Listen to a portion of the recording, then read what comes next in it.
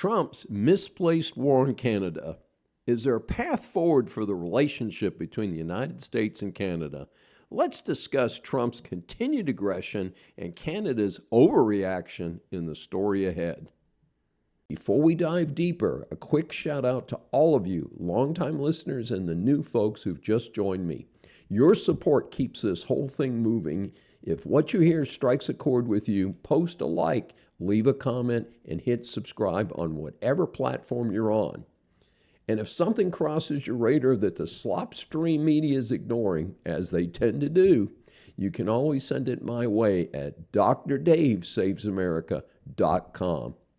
I read everything that you send in. This is Dr. David D. Shine for Saving America. I have a strong personal relationship with Canada. My maternal grandmother came from Canada. I have visited relatives there over the years. I've been to Canada from Halifax, Nova Scotia on the east to Victoria on the west. I found the people there to be friendly and hardworking. The country itself is quite beautiful. The historical relationship is clear. Canada was briefly an objective of the Americans during the Revolutionary War, but that was not to be. Once things settled down, the two countries have cooperated on military and business matters for over 2 centuries. Bluntly, Canada has never been as economically successful as the United States. My experience with the Canadians is that they tend to live quieter lives and live within their more modest means. The country has been on a leftist track for several decades, and that's not been a positive for its people. Then came 2024. It looked for all the world like a conservative would be elected in Canada due to the years of struggling financially. The bumbling liberal Justin Trudeau would finally be gone. Then Trump ran for president for a second term. I don't know why, but for some reason during the 2024 presidential campaign, Trump announced that Canada should become an American state. This went over like the proverbial lead balloon in Canada. The political winds in Canada reversed direction. While Trump won big in the November 2024 election, Liberal Mark Carney became the Prime Minister of Canada in March 2025. Canada's economy has continued to struggle, and Trump has declined to renew the USMCA deal with the free trade among U.S., Mexico, and Canada, and that's among the many other hitches between the two countries. Now, as I've said repeatedly, the world has ripped off the United States on trade for roughly 60 years, pretty much since the rest of the world recovered from World War II, and of course that is with the dramatic and huge financial help of the United States. So I support retaliatory tariffs to encourage countries to treat the U.S. companies fairly. Canada, one of our closest trading partners, is guilty of some of that. Things got off to a bad start between Carney and Trump. A couple times, just when it looked like things would settle down, meetings were canceled, and the war of words has continued. For the record, the two countries do need each other. Full cooperation is best for both countries.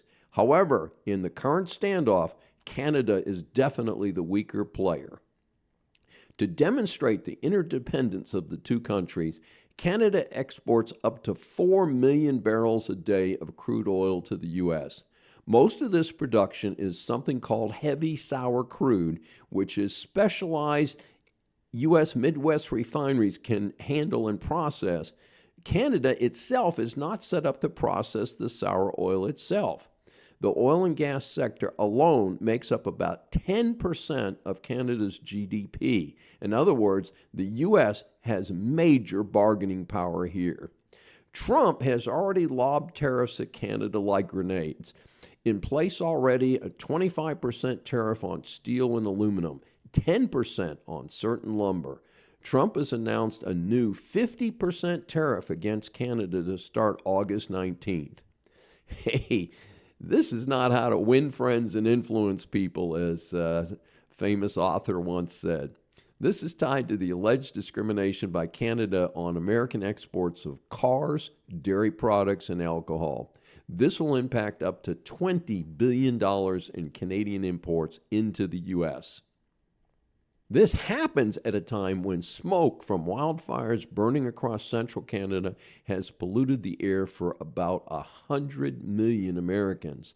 Trump and Carney discussed this problem at the FIFA World Cup final match. Supposedly, that was the only business discussed between the two.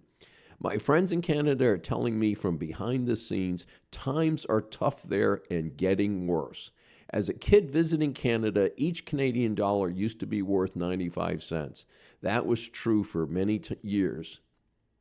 The Canadian dollar is not worth much today at only 71 cents to the US dollar, and it's been as low as 60 cents earlier this year.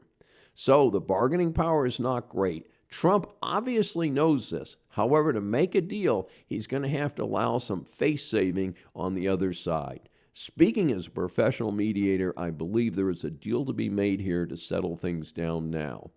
The latest hitch is the new Gordie Howe Bridge between Detroit and Windsor, Ontario, Canada. The grand opening featured the two countries recently was canceled, with each country blaming the other. And I don't have a position on that other than it's a damn shame. America's two great ambassadors in J.D. Vance and Marco Rubio. If I was Trump, I would give one of them the olive branch and, of course, the hammer, and get them to meet up in Canada, not D.C., show some flexibility. Then simply hammer out a deal that both countries can live with. This is turning a lose-lose into a win-win for these two neighbors and allies. Time to get the job done now.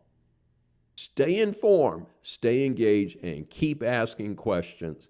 This is Dr. David D. Shine. Thanks for watching this special episode of Saving America. If you enjoyed it, please like, comment, and subscribe on your favorite platform. See you next time.